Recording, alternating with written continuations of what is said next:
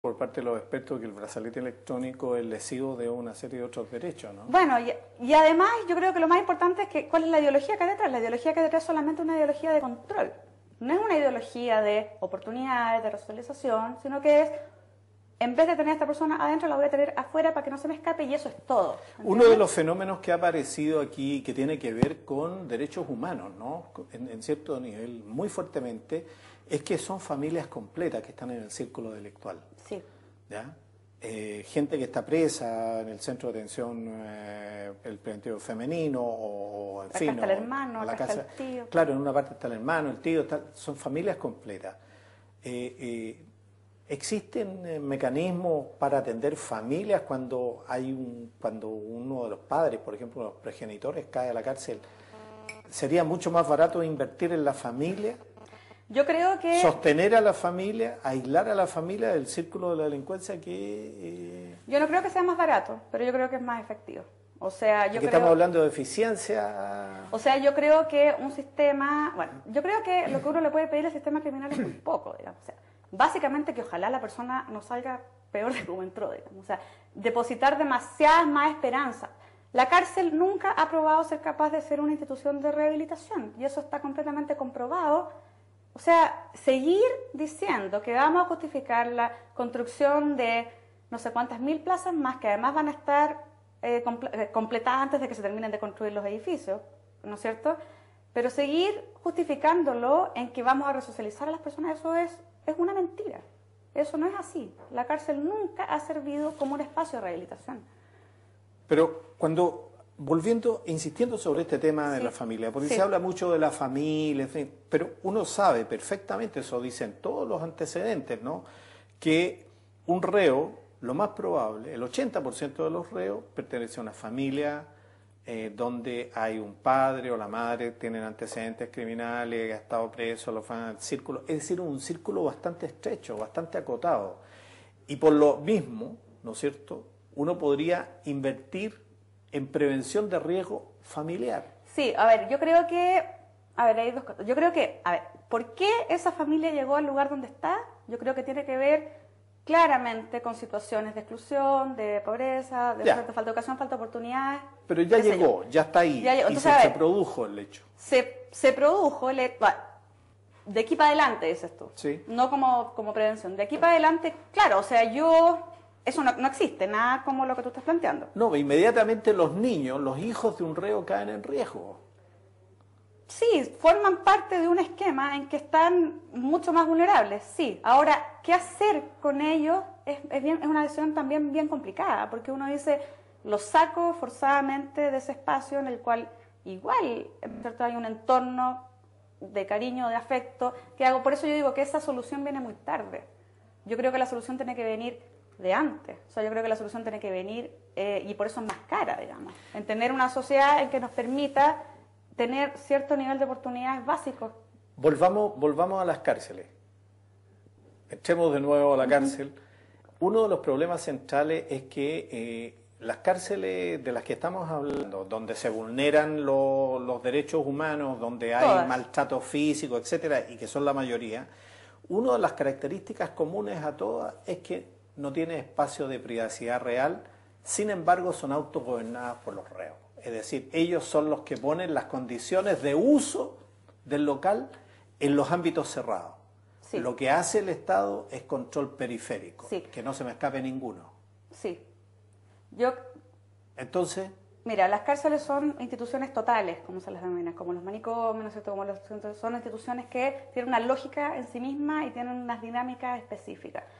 En lugares donde no es posible el control por falta de recursos, como en Chile, digamos, generalmente es inevitable que en esta situación en la que estamos, y con este nivel de hacinamiento y con este nivel de... que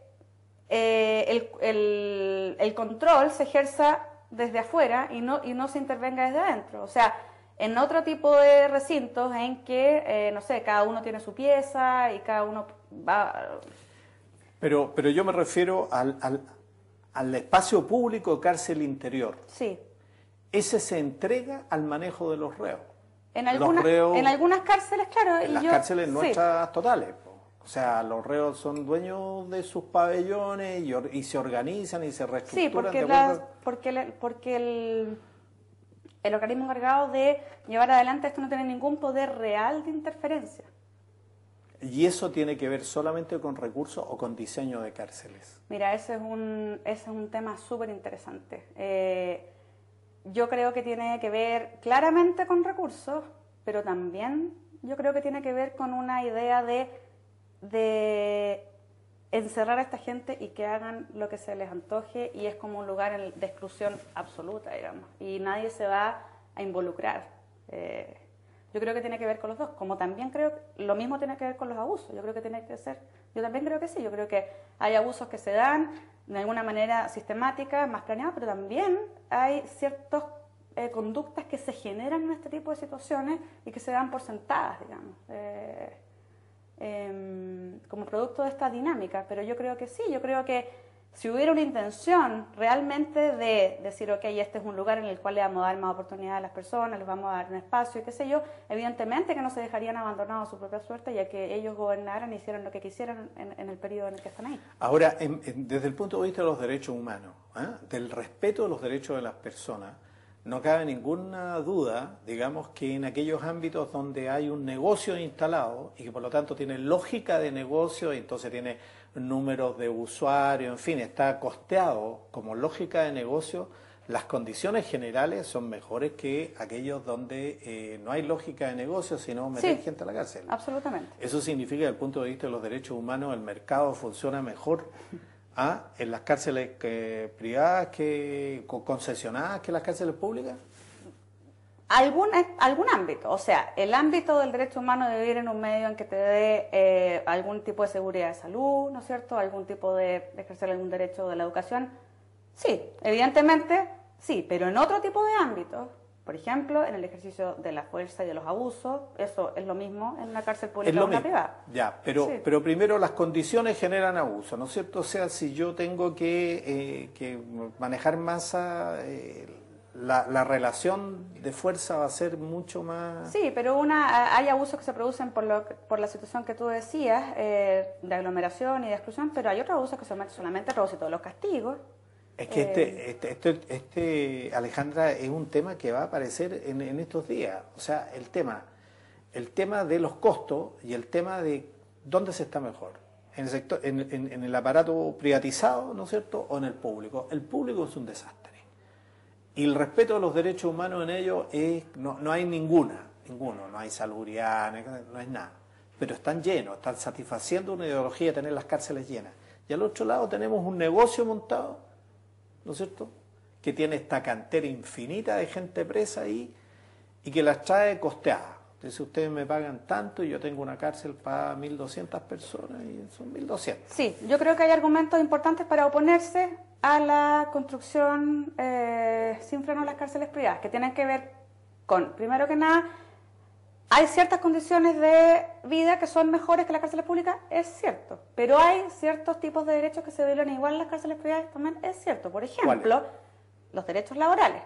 Por ejemplo, todas las cárceles privadas van aparejadas muchas veces de oportunidades de trabajo para los internos. Entonces es un problema de regulación laboral. Pero lo que pasa es que las condiciones de trabajo en que trabajan esas personas generalmente son súper abusivas también. Se les hacen contratos que son cortos, que se les paga mucho menos, que además se les terminan cobrando ciertas tarifas dentro de los penales. Ya, pero las condiciones laborales del 67% de los chilenos son precarias. Pero estas son mucho más precarias. Mucho más precarias. Por el hecho de estar ahí. Ya. El tema del abuso, el uso de la fuerza, también ha sido documentado en un montón de estudios de cárceles que no varía, o varía en algunos aspectos y no.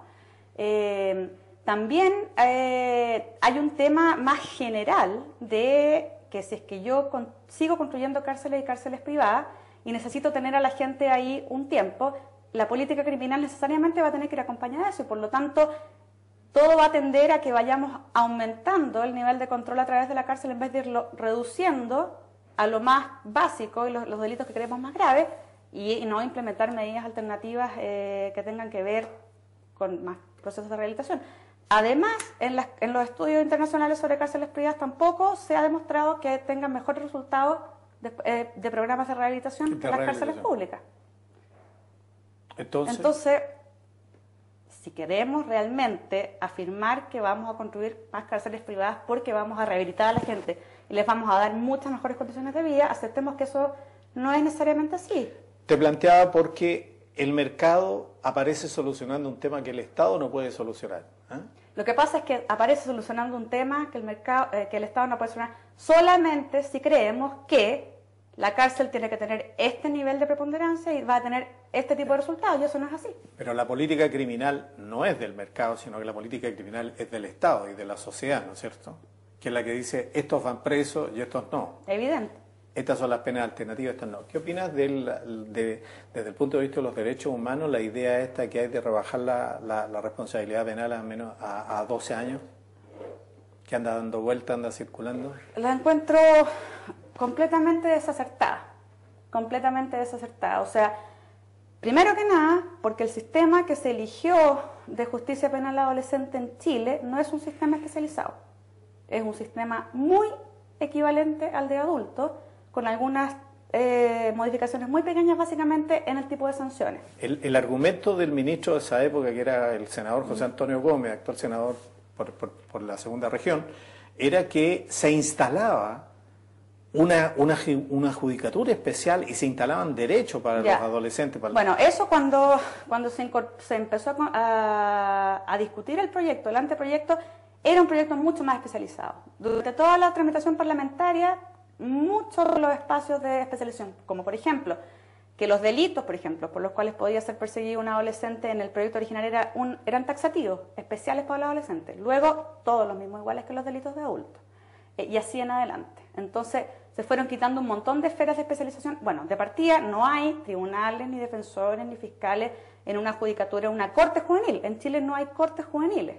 Se critica mucho a Estados Unidos porque tiene un sistema de transferencia de adolescentes al sistema de adultos. Entonces, muchos niños son juzgados como adultos, pero los otros niños son juzgados en cortes juveniles. En Chile no tenemos cortes juveniles y los niños son juzgados en un proceso, todos los niños son juzgados en un proceso muy similar al proceso de adultos, con muchos problemas. Ahora, hay dos proyectos de ley para modificar la ley de responsabilidad adolescente. Uno es ese, y es mucho más duro en términos de penas y de sanciones. Otro es al revés. Un proyecto que mantiene la edad, 14, 18, y apunta más a soluciones alternativas, a soluciones colaborativas. También ahí, o sea, ¿cuál es la ideología que hay detrás de cada uno de los proyectos? En 30 segundos, ¿tú estarías de acuerdo entonces que la gran reforma penal en Chile pasa por A, instalar un sistema nuevo de pena, B, por enfocarse a algún ámbito específico de la delincuencia desde el punto de vista de la construcción, etcétera, y medidas alternativas? La gran reforma pasa por, claro, racionalizar el sistema de penas y no tener, por ejemplo, que un delito de robo es más grave que un homicidio, o sea, que el delito económico sea lo más importante. Pasa por reducir el sistema carcelario y no seguir ampliándolo y ofrecer alternativas que tengan cierto nivel de efectividad real y no solamente a nivel de discurso. Y, por supuesto, crear un sistema de justicia juvenil especializado para los niños que no existe. Alejandra, muchas gracias por tu visita al mostrador. Este es un tema que va a seguir durante varias semanas, meses, hasta que esperemos que no se disuelva en el tiempo y en el olvido hasta una nueva desgracia, porque así van ocurriendo las cosas, parecen instalarse de manera episódica en nuestra realidad. Yo te agradezco tu presencia en el Mostrador Televisión y el trabajo sobre los informes que ustedes hacen, que son muy buenos. La Universidad Diego Portal está poniendo puntos sobre esto, ¿no? Hace tiempo. Muy buenas tardes. Esto fue Show de Actualidad en el Mostrador TV.